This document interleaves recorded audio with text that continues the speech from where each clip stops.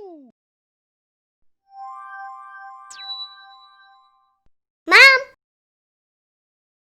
Mom! What? Can you make a toad house? Okay. Hello. This is AnniLoo, and I hope you are doing well. In this video, I'm going to share with you how I made the mushroom house from Super Mario. It's been a fun addition to my kids' Super Mario Playhouse, and now they could pretend that Mario can get his bonus power-ups. Just keep in mind that this isn't a tutorial video. This is just some behind-the-scenes footage I took of myself figuring this project out. My first step was to determine what do I use for the dome mushroom top, and I settled on this styrofoam ball. I don't work with styrofoam often. Well, no, that's a lie. I never worked with styrofoam, but I spotted this styrofoam ball at the craft store and decided this is the only thing I can think of that could work. I wanted to make this dome top removable, kind of like a lid, and that's why I hollowed it out a little bit. I used a spray adhesive to add the felt. Since it is pretty powerful, I took the adhesive outside to spray the felt, away from the camera and my wood floors. Covering the styrofoam with felt was probably the most difficult process of this entire project for me. I wanted it to look as smooth and as clean as possible, but yeah, I did my best. I found some useful tips online from people who had similar projects.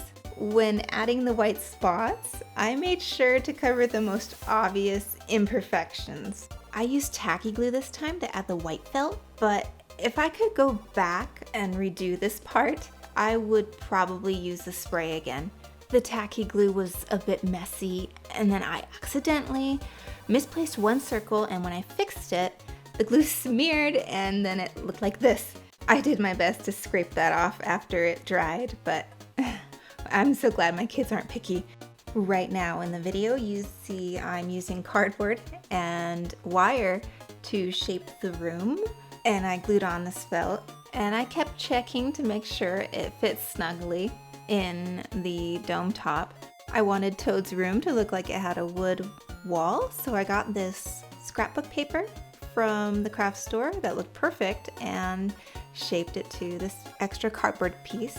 After I glued that cardboard piece to the room, then I used Mod Podge as a glue and sealant to attach this scrapbook paper.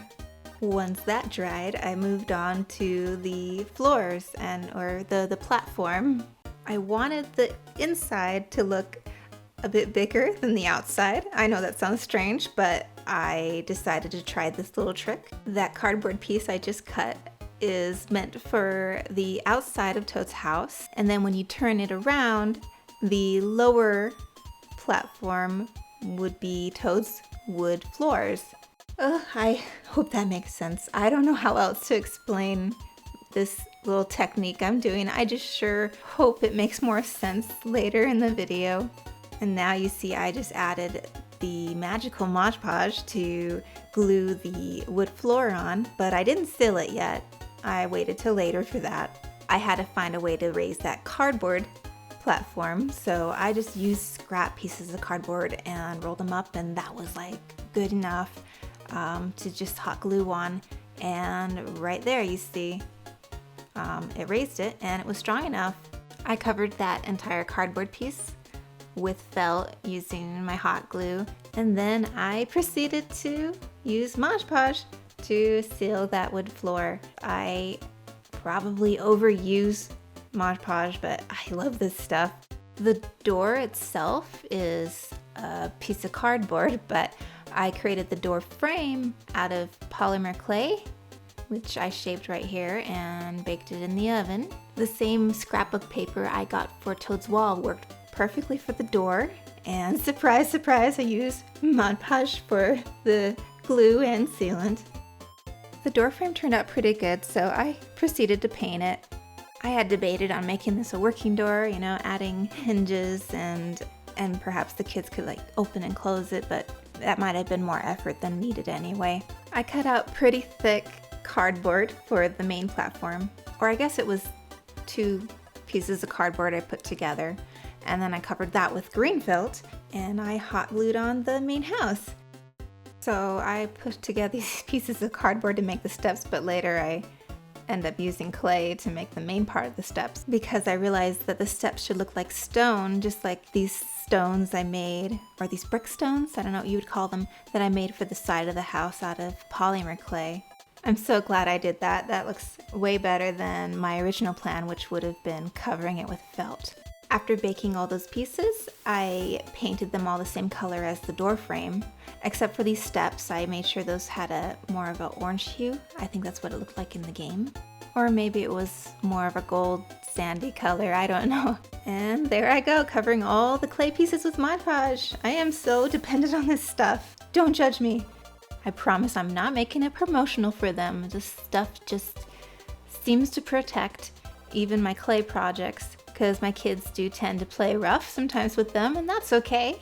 I think I even put a second coat after gluing all these pieces on, but it works. This sealant makes the clay seem a lot smoother and more like plastic, and in a good way, like a strong plastic that you want your kids to be playing with. Adding this fake grass was fun because it hides my mistakes. No, well, yes, that, but it adds some great texture, and I love how cheap it was. I think I found it at the dollar store a long time ago, and I got a whole bunch of them. I used the same grass to cover a lot of my kids' Super Mario Playhouse. I had nearly forgotten to make a window, so that was baking in the oven while I was configuring this chimney, which I made out of cardboard and tin foil, and I covered that with felt. I think it turned out pretty cute. Once the window was finished baking and I painted it the same color as the door frame, that was the last thing I added onto the house. And here it is, all finished. It actually turned out pretty lightweight too, but in my opinion, very durable. And just like I said, the kids can turn it around and see the inside of the house, and Toad can live in there. And like I said earlier, I wanted the top to be like a lid where you can take it on and off just like this. That way the kids can have easier access to playing or adding whatever figures or furniture they need. Well, thank you for watching this video. I hope you enjoyed it, and I hope you get inspired to make projects like this as well. It was fun. I especially hope viewers from my family's channel have a chance to see this, because I remember a few of you had asked about the Toad house. So here you go. And thank you so much again for watching, and take care.